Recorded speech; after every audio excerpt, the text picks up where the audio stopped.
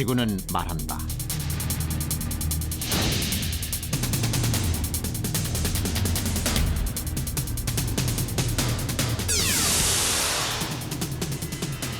(1억 6천만 년) 동안 지구를 지배했던 공룡.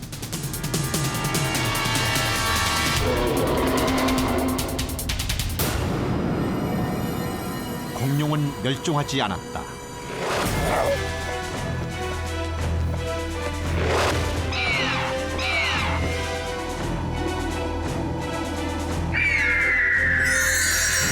그들은 우리 곁에 살아있다.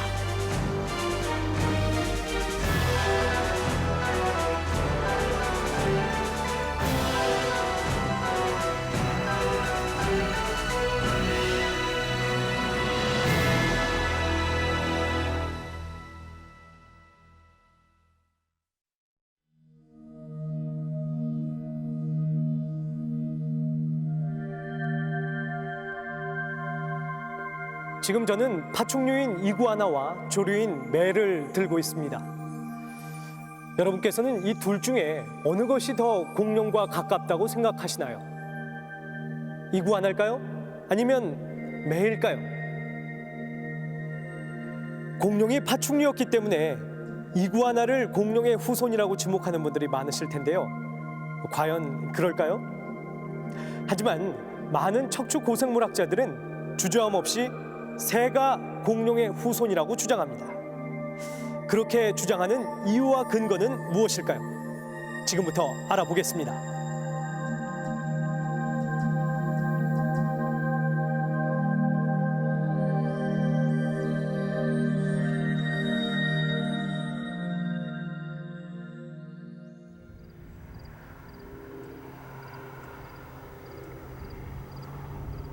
캐나다 서부의 드럼헬러는 독특한 자연 지형을 갖고 있다. 계곡은 붉은색과 갈색의 사암이 두껍게 겹쳐져 오묘한 줄무늬를 그려낸다.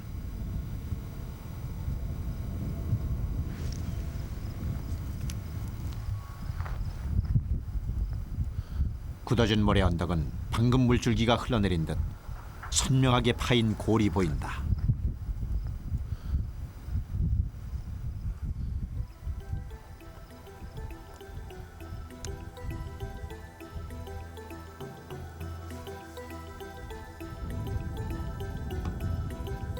이 지형은 오랜 세월에 걸쳐 빙하와 홍수에 의해 만들어졌다. 빙하가 계곡을 덮치고 물이 골짜기를 흘러내리며 빚어낸 것이다.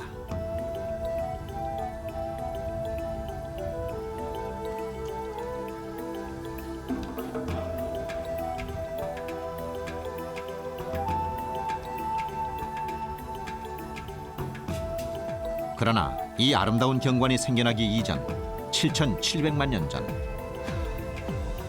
이 땅은 공룡들의 천국이었다.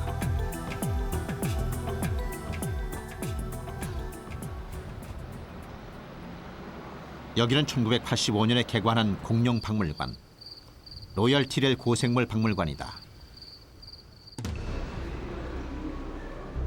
박물관 내부는 거대한 공룡 세트장이 들어온 것처럼 엄청난 크기의 공룡들이 전시돼 있다.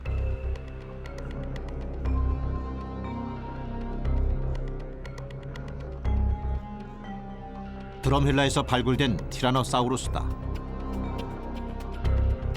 12m나 되는 거대한 몸체가 온전히 한 곳에서 발견되기란 흔치 않다. 중생대에 번식했던 공룡들이 화석이 된 뒤 홍수와 빙하기를 거쳐 지층이 드러나면서 사람들에게 발견된 것이다.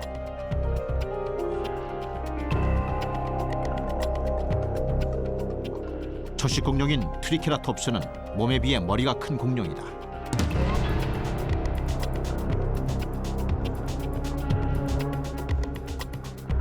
파라사우롤로푸스는 마치 방금 발굴되진 듯한 모습을 하고 있다.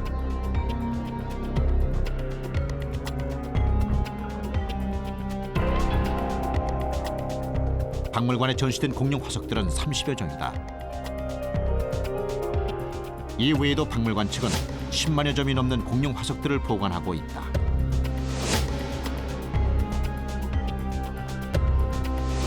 모두 드럼헬러에서만 발굴된 것이다. 로얄 트릴 고생물 박물관은 거대한 공룡 화석과 또 다른 한 가지로 유명하다.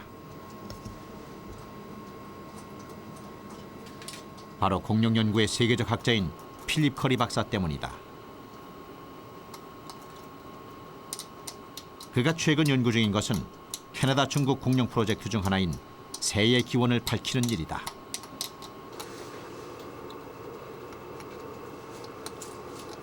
그 실마리는 원시새에서부터 시작된다.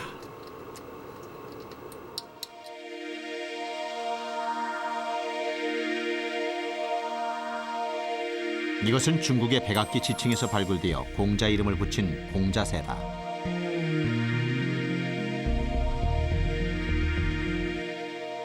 원시새지만 부리엔 이빨이 보이지 않고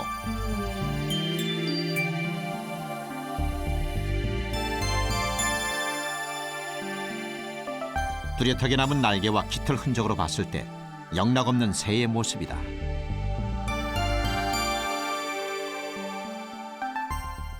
When we look at the skeleton of this animal, it's very interesting because, like Archaeopteryx, it's quite primitive in many features. For example, the arms are almost identical to the arms of Velociraptor, especially the hand. And the hand has 3 separate fingers with nice long claws on it.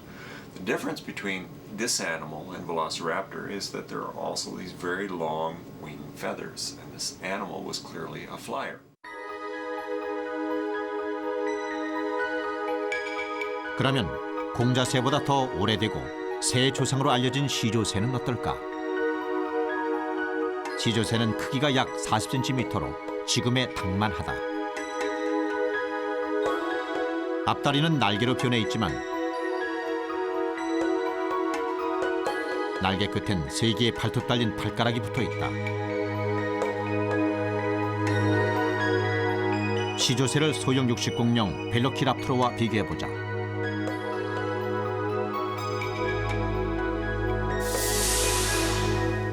시조새의 머리는 작고 부리엔 날카로운 이빨이 있다.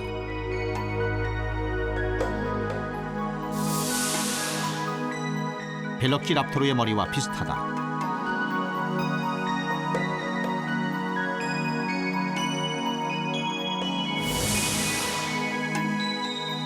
시조새의 골반은 2발로 걸을 수 있는 치골을 갖고 있다.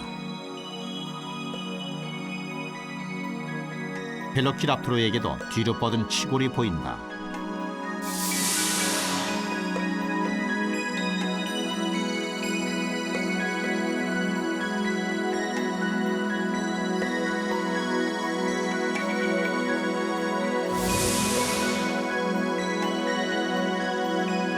(20 개가) 넘는 긴 꼬리뼈는 시조새와 벨로키랍토르 모두의 공통점이다.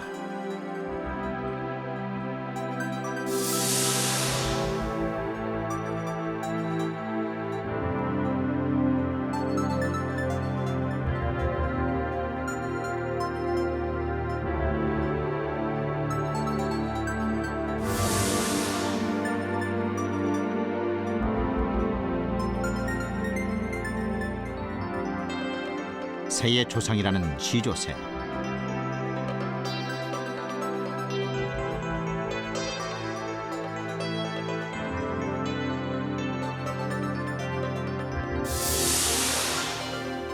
부리엔 작지만 이빨을 갖고 있고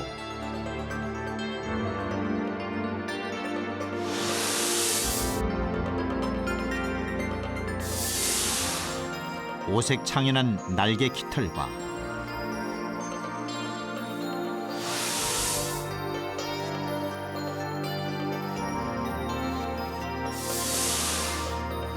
긴 꼬리가 지금의 새와는 다른 모습이다.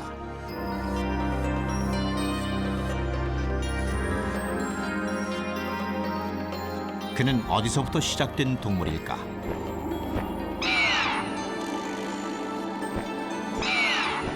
그 의문을 풀면 새의 조상도 밝혀질 것이다.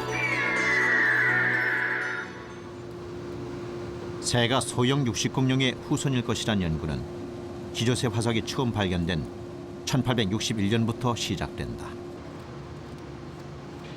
화석에 남은 날개와 깃털 흔적을 제외한 다른 모든 부분이 소형 육식공룡과 너무도 비슷했기 때문이다. most primitive birds like Archaeopteryx, and you compare it to a dinosaur like Velociraptor, in fact, the skeleton is so similar that if you only had little bits and pieces of the skeleton, you could mix them up very easily.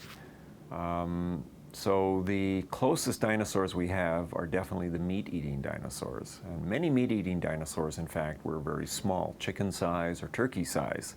And I think they're the logical ancestors for birds like Archaeopteryx, and then leading, of course, to the more advanced birds that we find today.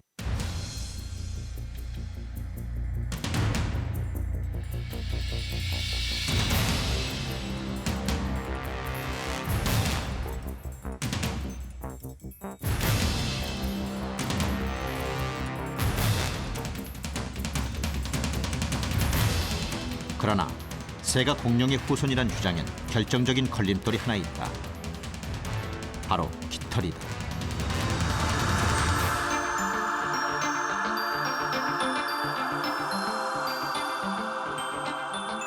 사람들은 공룡이 파충류이기 때문에 현재 살고 있는 파충류인 이구아나와 비슷할 것이라고 생각한다. 이빨을 갖고 있고 피부는 당연하게 털이 아닌 비늘로 덮여 있다고 여긴다.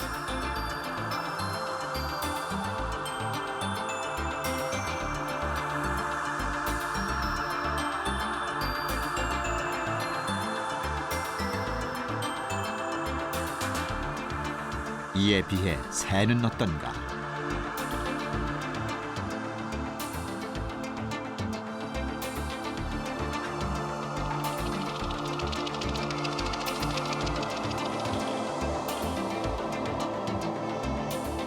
가장 눈에 띄는 것은 온몸을 덮은 깃털이다.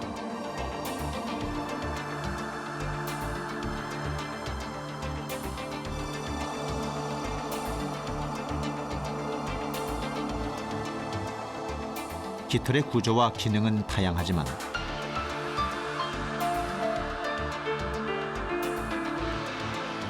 하늘을 날기 위한 깃털은 비대칭 구조를 갖고 있다.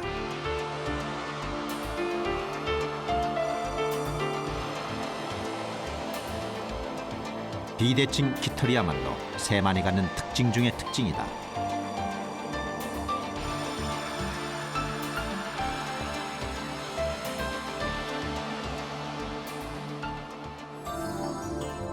그러나 공룡의 피부에 대한 사람들의 고정관념은 하루아침에 깨지고 만다.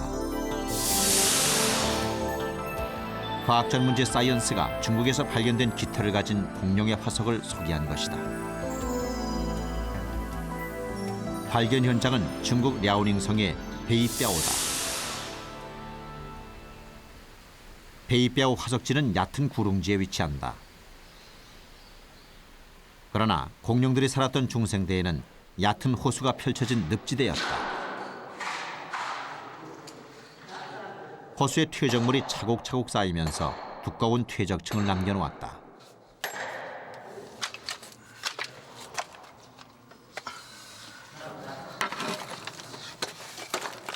이곳 암석은 판이 얇게 쪼개지는 특징이 있다. 그래서 화석들의 보존 상태가 거의 완벽하다.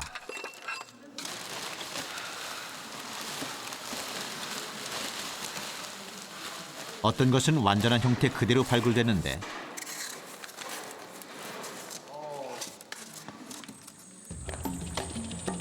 그중 하나가 1억 2천만 년 전에 살았던 공자새다.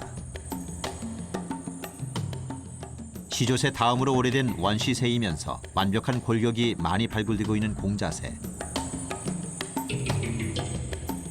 그래서 학자들은 공자새가 새의 진화에 대한 많은 비밀을 알려줄 것으로 기대하고 있다.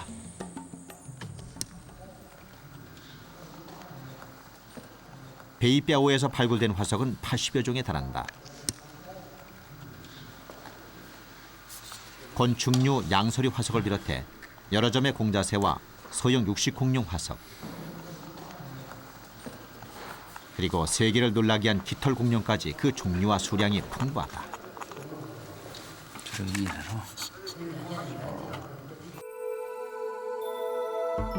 그중에서 사람들의 이목을 끈 것은 당연히 중화용주로 불리는 깃털 공룡이다.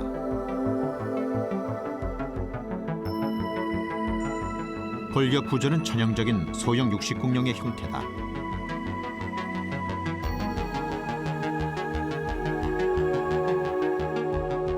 하지만 자세히 보면 몸은 솜털 같은 가느다란 원시 깃털로 덮여 있다.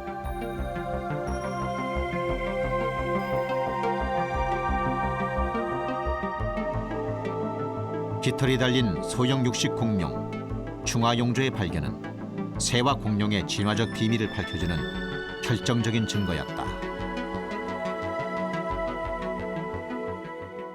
이 화석지는 지금 전 세계적으로 굉장히 지금 주목을 받고 있는 화석지인데요.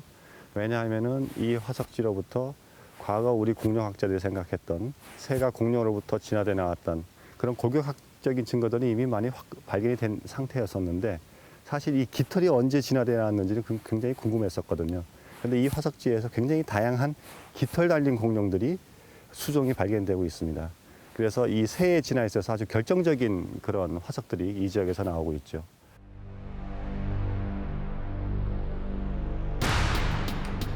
과연 중화용조는 어떻게 생겼을까?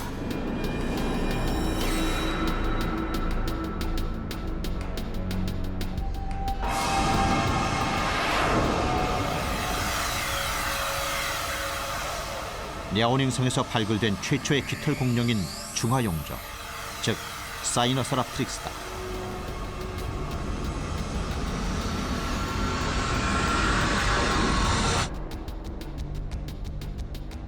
긴 꼬리를 갖고 있고 두 개의 긴 다리로 걸으며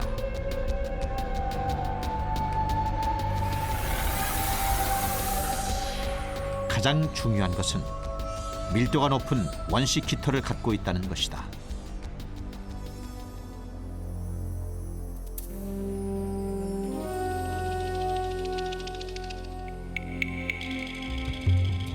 이 중화용조의 발견으로 과학자들은 공룡이 새 조상이라는 자신들의 주장이 증명됐다고 말합니다. 그런데 이 중화용조를 가만히 살펴보면 원시 깃털이 있기는 한데 그 길이가 한 2cm 정도로 무척 짧습니다.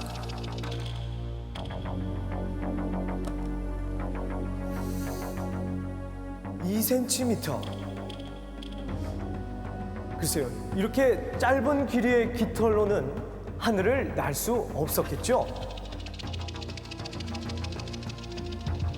중화용조는 단지 짧은 깃털을 갖고 있는 소형 육식 공룡이었습니다. 즉, 하늘을 나는 공룡은 아니었다는 얘기입니다.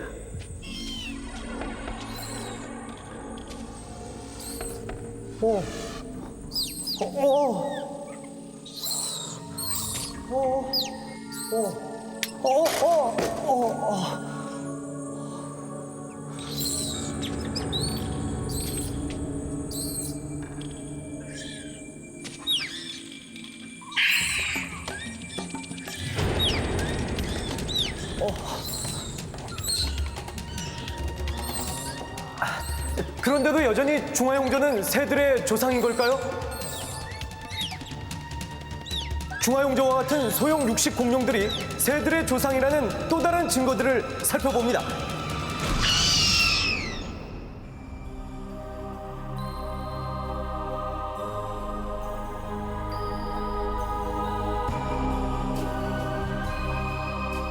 중생대에 살았던 공룡의 종류는 다양하다.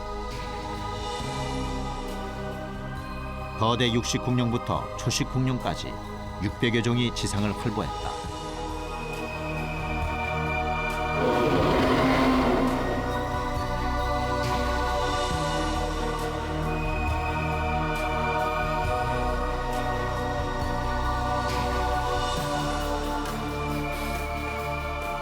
이들은 네 발로 땅을 기어다니던 일반적인 파충류와는 다르다.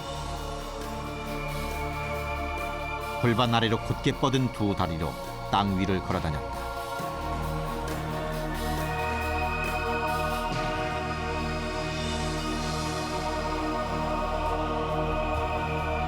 공룡들은 초기 진화 단계부터 다른 파충류와 구별되게 직립 자세를 갖고 있었던 것이다.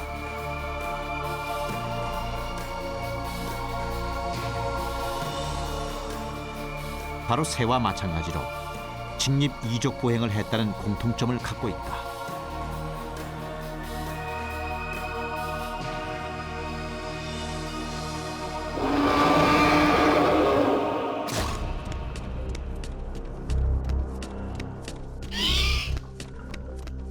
중화영조는 두 다리로 걷는 소형 육식 공룡일 뿐만 아니라 나아가 원시 깃털을 지닌다.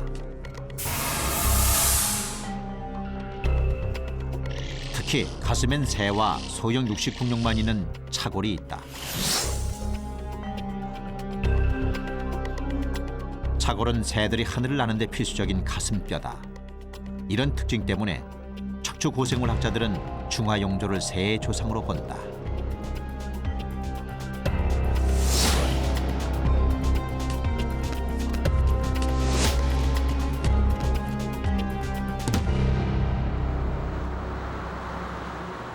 베이징의 고생물 연구소. 중국을 대표하는 척추동물 연구기관이다. 이곳엔 다양한 깃털 공룡을 발견한 수싱 박사가 연구를 하고 있다. 그는 우리에게 깃털 공룡의 발견만큼이나 중요한 새로운 연구 성과를 말한다.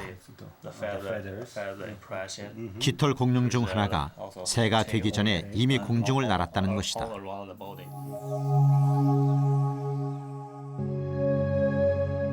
이것은 마이크로랩터로 불리는 깃털 공룡이다.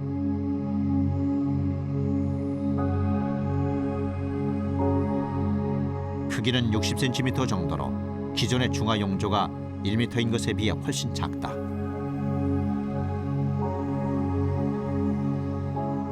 또한 온몸에 털이 덮인 흔적도 중화영조보다 또렷하게 나타난다. 하지만 그 깃털은 그냥 솜털이 아니라 비대칭 구조를 갖고 있다는 점이 우리를 놀라게 한다.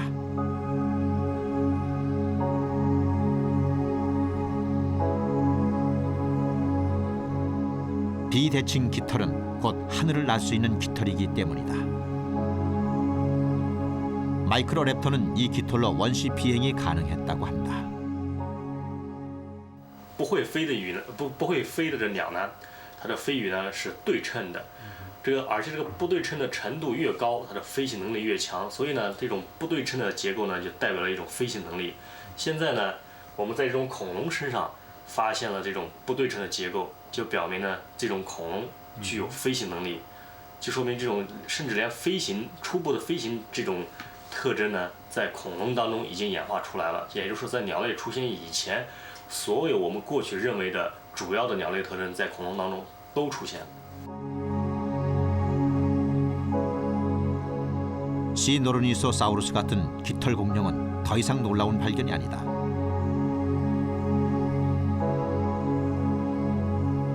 현재 고생물 학계는 모든 진화된 소형 육식 공룡들이 깃털을 갖고 있었다고 추정한다. 단지 하늘을 날지 못했을 뿐이다. 공룡들의 깃털은 과연 어떤 용도로 쓰였던 것일까? 这个羽毛呢，最初我想它的产生的原因呢，和飞行是没有关系的，因为这类恐龙显然它不会飞。那么它跟什么有关系呢？最大的可能性就是为了保暖，就是为了保持体温。后来呢，羽毛演化成更为复杂的羽毛了，它的功能可能就趋向了越来越多，比如说展示，或者是这个比如吸引这个异性。 这方面的功能，到最后呢，可能羽毛才演化出这种飞行的功能。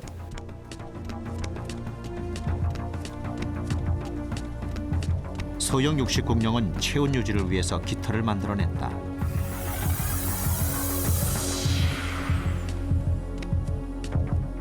그리고 그 깃털은 그들에게 더 이상 논란의 대상이 아니다.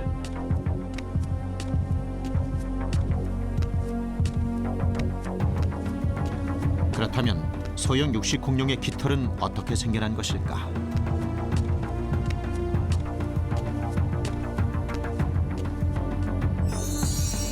학자들은 파충류의 비늘에서 깃털이 진화됐다고 본다. 초기엔 깃털의 중간선을 기준으로 대칭이었지만 진화 과정을 거쳐 양쪽이 다르게 생긴 비대칭 깃털로 발전했다는 것이다. 그리고 시조새처럼 하늘을 날게 된 것이다.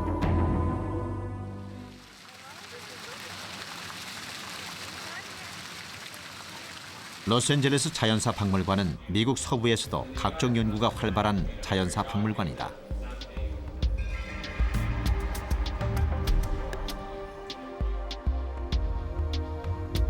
여기서도 새와 공룡과의 관계를 연구하고 있다.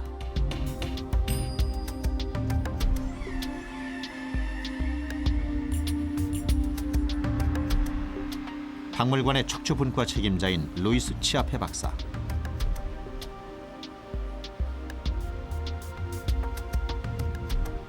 그는 원시 새를 통해 새와 공룡의 유사점을 분석하고 있다. 공룡과 현재의 새를 비교할 때 쉽게 유사점을 찾아보긴 힘들다. 하지만 새와 원시새, 그리고 공룡과 원시새의 뼈를 비교해 본다면 결국 새와 공룡의 공통점도 발견될 것이다.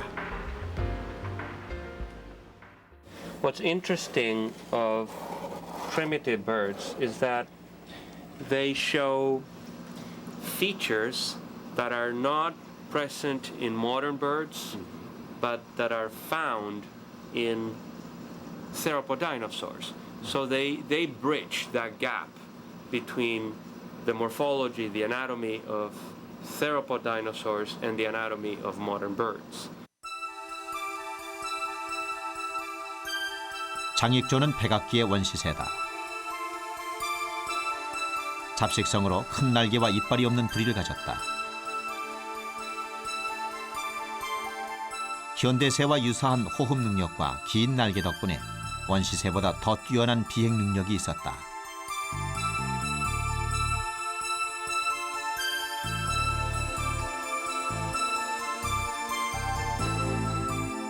원시새 장익조를 진화의 중간 단계에 두고 현재의 새와 깃털공룡인 중화용조를 비교해보자. 소형 육식공룡과 새와의 외형적 공통점은 거의 없어 보인다.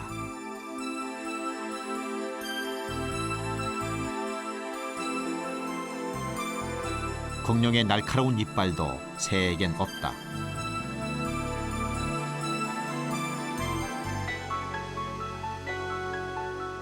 공룡의 짧은 깃털은 단지 보온을 위한 것이지만 새는 다양한 깃털을 발전시켜 하늘을 날기까지 한다.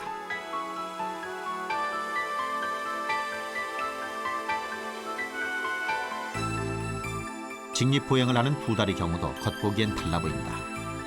그러나 장익조와 같은 원시새를 이들의 중간에 놓고 보면 원시새는 생긴 겉모습마저 현재 새보다는 깃털 공룡과 더 유사하다. These animals that seem so unique for us now were probably not as unique 125 million years ago. If you were to take a trip back in time, 125 million years ago, many of the feathered animals of the time would have teeth. They would have long bony tails. As a matter of fact, most of the birds that lived during the Mesozoic era, during the age of large dinosaurs, had teeth. Even tiny ones, even animals that were the size of a sparrow, were toothed.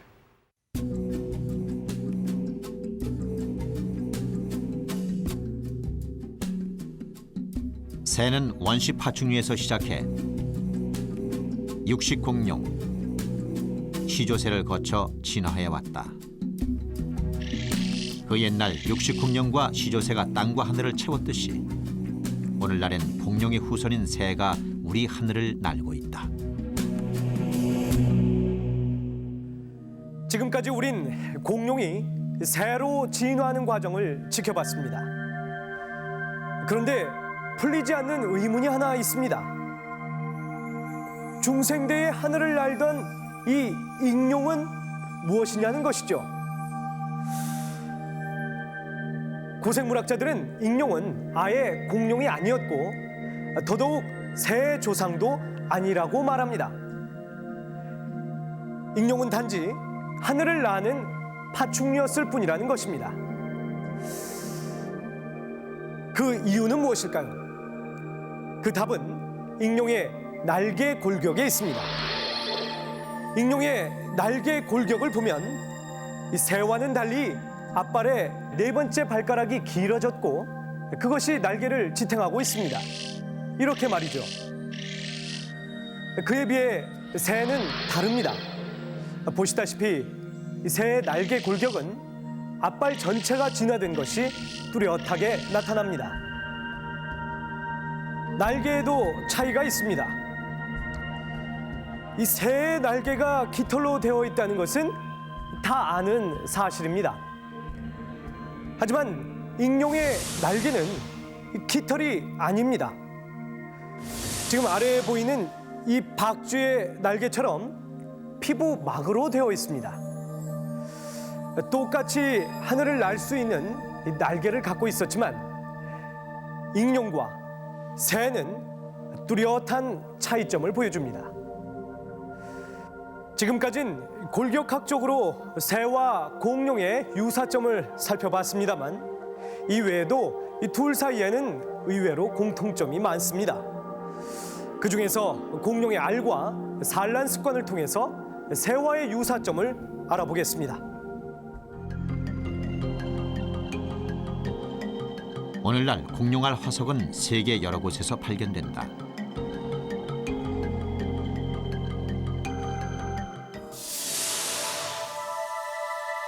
우리나라의 시화호도 그 중에 하나다. 경기도 화성의 시화호 지역은 방조제가 만들어지기 전까지 바닷물이 들어왔던 섬 지역이었다.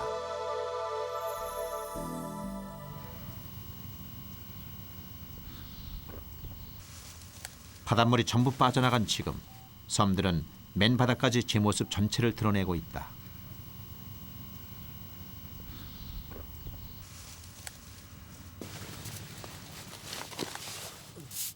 (1999년) 여기서 우리나라 최대 공룡알 화석 산지가 발견됐다.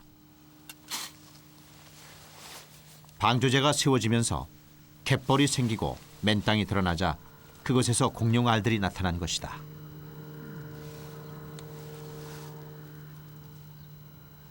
공룡알 화석지는 공룡이 살던 당시의 환경을 연구하는 데 귀중한 자료다.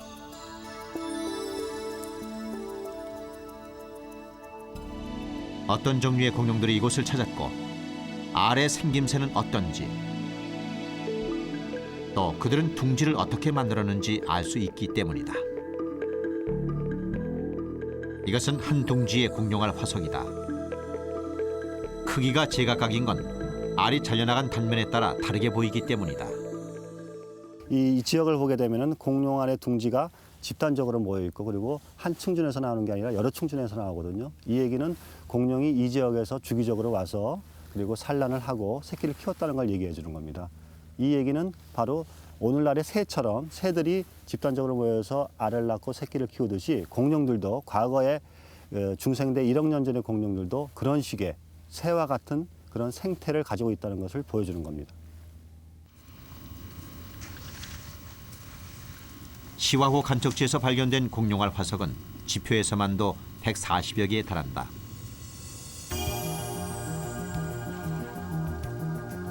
그중 둥지를 이루고 있는 것도 30여 개나 된다. 사람들은 알을 보며 공룡의 새끼를 기대한다.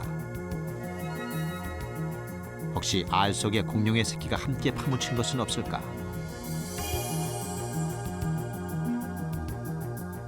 그러나 세계적으로 그런 경우는 10%에 불과하다.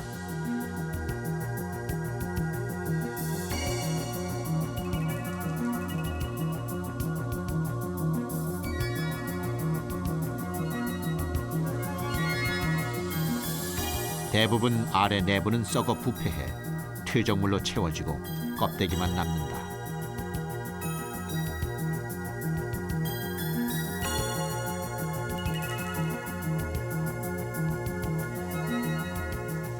어떤 곳은 알의 형태가 온전하지 않게 발견되는 경우도 있다.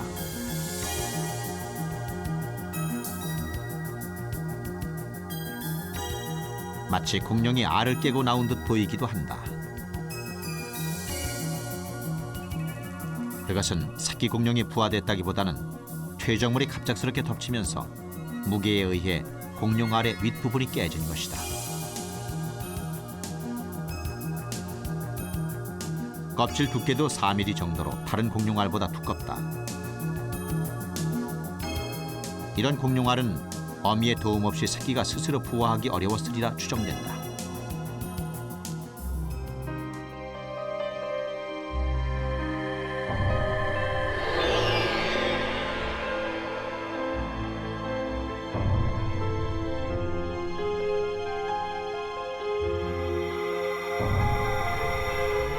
공룡은 파충류지만 새처럼 집단적으로 알을 낳던 동물이었다. 그리고 새끼의 부화도 지켜보는 동물로 새와 비슷한 산란 습관을 갖고 있었다. 그러면 공룡의 알 하나하나는 무엇을 말해줄까? 공룡 알 껍데기에서 그 해답을 찾아보자.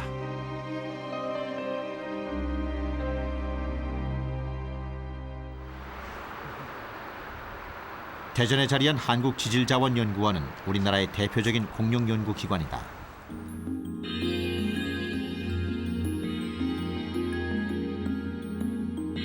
공룡알은 공룡 화석 못지않게 새와의 연관성을 밝히는 데 단서가 된다.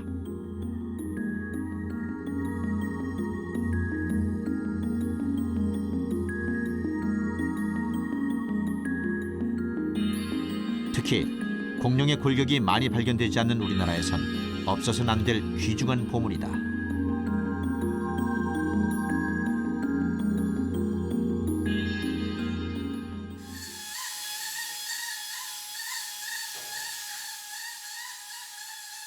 시와오에서 채취한 공룡알들을 일부 분석해봤다.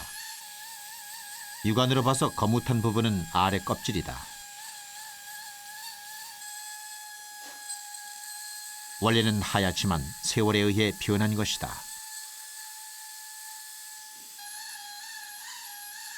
공룡알을 보다 자세히 분석하면 공룡과 새의 또 다른 놀라운 유사점을 찾아낼 수 있다.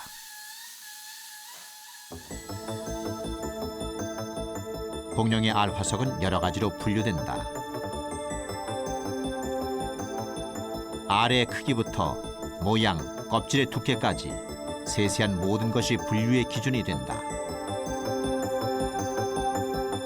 가장 확실한 것은 알의 껍질을 얇게 쪼개 그 단면 조직을 관찰하는 것이다.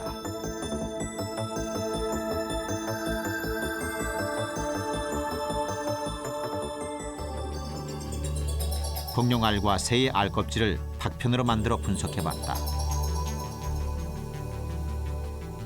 이것은 조류인 타조 알의 단면이다. 그리고 육식 공룡의 알과 초식 공룡의 알 단면이다.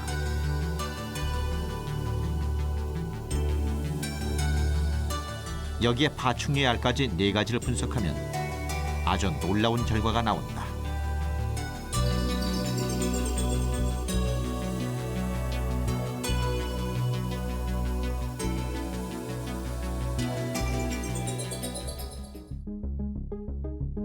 육식 공룡의 알, 초식 공룡의 알, 파충류의 알, 새의 알. 각각의 알 껍질 단면도다.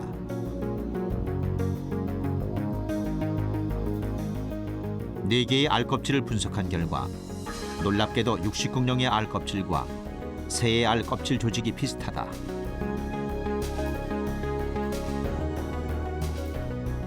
두 개의 층으로 나뉜 것이 다른 알들과 비교했을 때 확실하게 구별된다.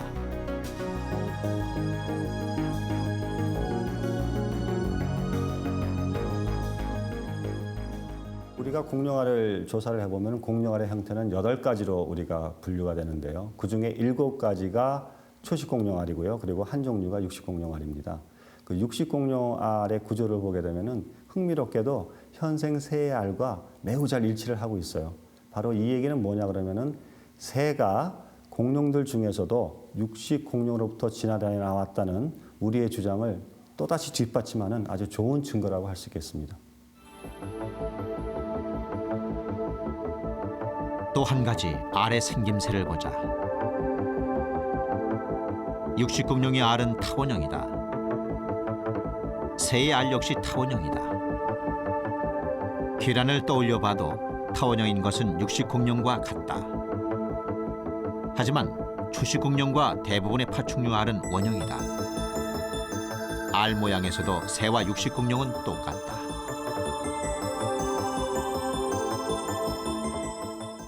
If you look at the microstructure, the ultrastructure of the eggshell, you'll see that the eggshell, the crystals of the eggshell of theropod eggs and the crystals of the eggshell of bird eggs are laid in 2 or more layers that are very distinct. It looks a little bit more like plywood. I mean, you have different layers, one on top of the other. And you don't have anything like that in crocodile eggs, in turtle eggs, or in the eggs of other dinosaurs that are not theropods. 우리나라에서 공룡 화석의 발견은 활발하지 않습니다. 그렇지만 앞서 보신 이 공룡의 알 화석지와 함께 새 발자국 화석만큼은 세계적인 수준입니다. 이 새는 하늘에서 생활을 하기 때문에 그 골격 화석이 무척 드문데요. 그래서 지상의 새 발자국은 작지만 새 진화에 아주 귀중한 정보를 제공합니다. 우리나라에서는 경남 고성과 전남 해남 등지에 무려 4종의 새 발자국 화석이 발견됐습니다. 이는 전 세계 백악기 지층에서 발견된 새 발자국 7종 가운데 반 이상을 차지합니다. 그만큼 한반도는 세계에서도 아주 중요한 새 발자국 화석을 가진 나라입니다. 뿐만 아니라 공룡의 발자국도 경북 의성을 비롯해 전남 해남 등에서 수없이 많이 발견됐습니다. 국토 면적에 비해서 그 발굴 빈도는 세계 최대 수준입니다. 한마디로 한반도는 다양한 공룡들과 그들의 후손인 원시새들의 천국이었습니다. 그런데 6,500만 년 전 어느 날 이 낙원의 주인들이 사라져버렸습니다. 오직 살아남은 것은 공룡의 후손들인 하늘을 나는 새들뿐이었습니다. 그 엄청난 사건이 일어난 6,500만 년 전으로 돌아가 보겠습니다. 중생대 말 6,500만 년 전 어느 날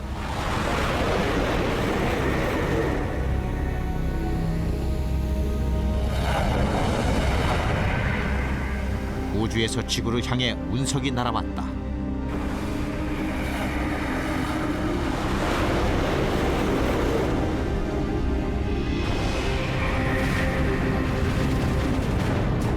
운석의 크기는 직경 10km, 충돌의 파괴력은 어마어마했다.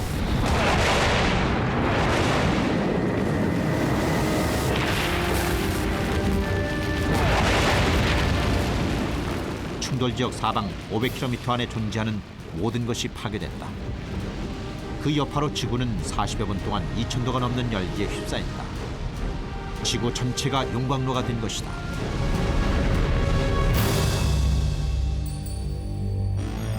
이날의 흔적은 전 세계 지층에 선명하게 획을 그었다.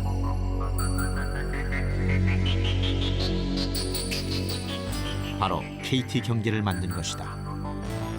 KT 경계는 중생대 백악기와 신생대 제3지층의 경계를 말한다. 이곳에서는 지구에는 희귀한 이리듐이 많이 측정된다. 바로 운석 충돌의 흔적인 것이다.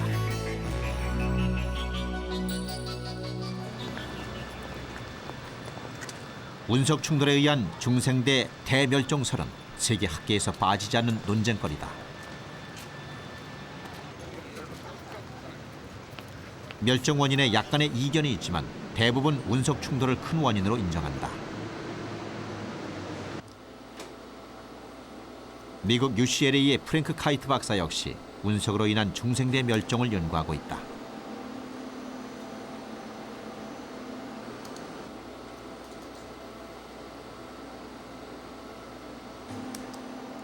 그는 전 세계의 지층에서 운석 충돌의 증거를 찾는다.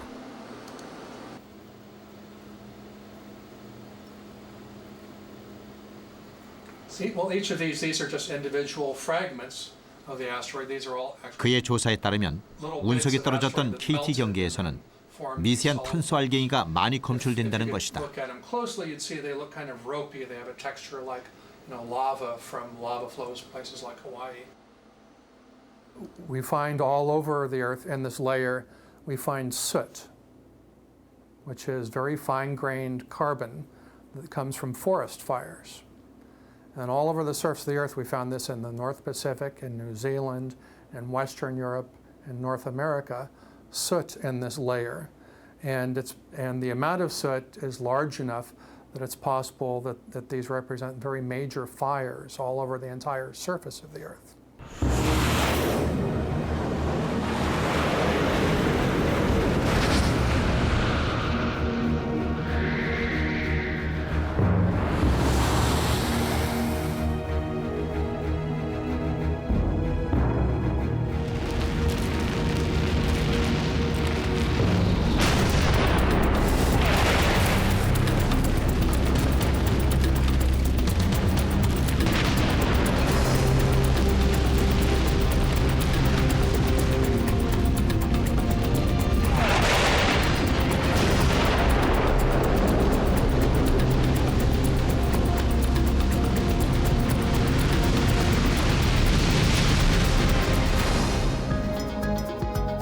운석은 지구의 어디에 떨어져서 이런 엄청난 화재를 몰고 왔을까?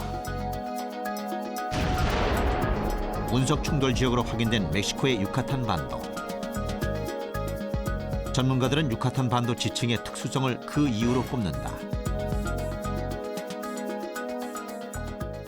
The difference at the Yucatan is that the sediments there was about 1 kilometer thick pile of sediment in the Yucatan. Actually, it may have been a few kilometers thick. That was like 80% carbonate and 20% sulfate. And there's just all this sulfur in the sediment. And this sulfate can get up into the outer parts of the atmosphere and affect the climate for many years after the impact.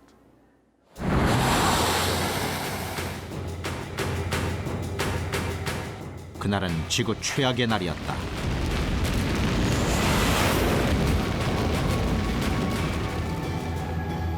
그날 이후 1억 6천만 년 동안 지구를 지배한 공룡들은 멸종했다.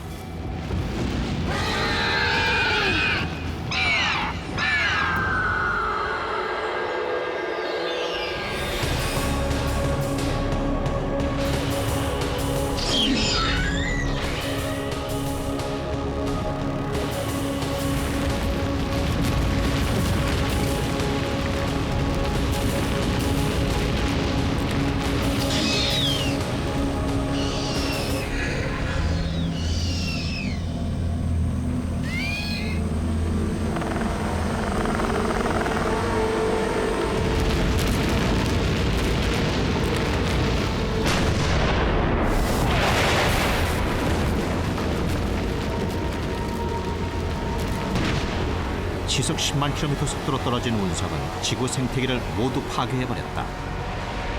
운석이 일으킨 충격은 화산을 분출시켰으며 가스와 먼지 구름 등으로 하늘을 가렸다.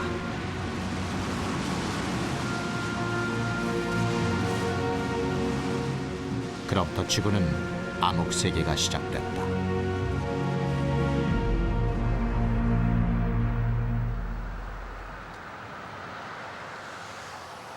LA 자연사 박물관.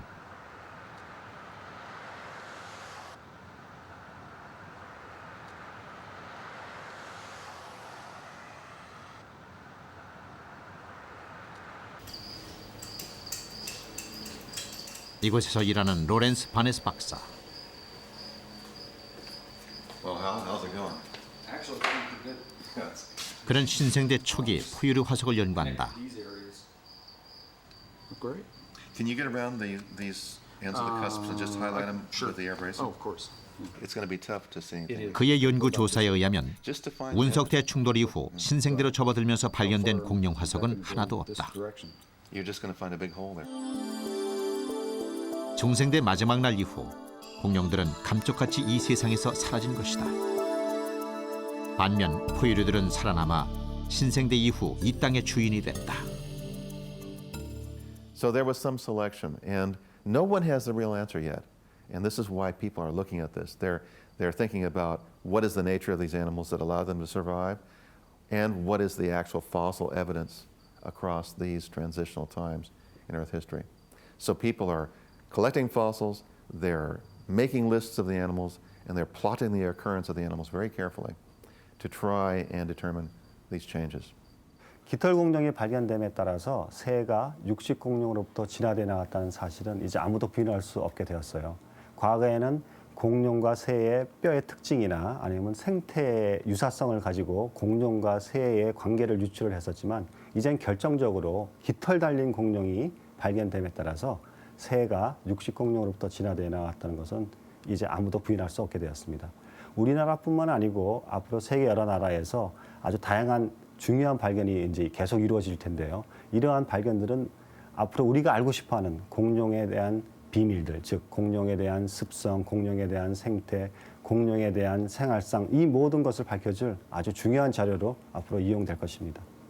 I think it's very important for people to understand that dinosaurs are not extinct and that birds are the descendants of dinosaurs and that therefore dinosaurs are still among us.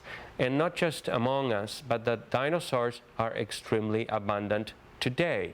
And they still dominate, as they did millions of years ago, natural environments. And as we all know, they also dominate urban environments.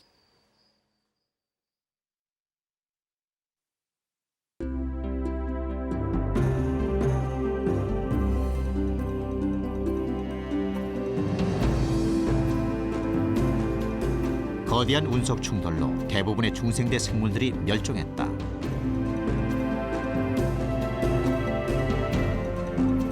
그러나 그 가운데도 살아남은 것이 있다. 바로 공룡의 후손 새다.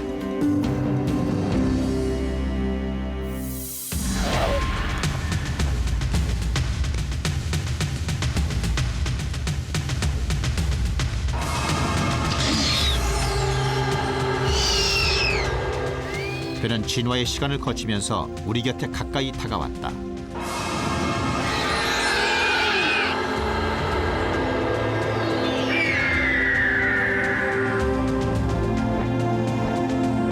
그리고 오늘날까지 살아남아 하늘을 날며 우리들에게 질문한다.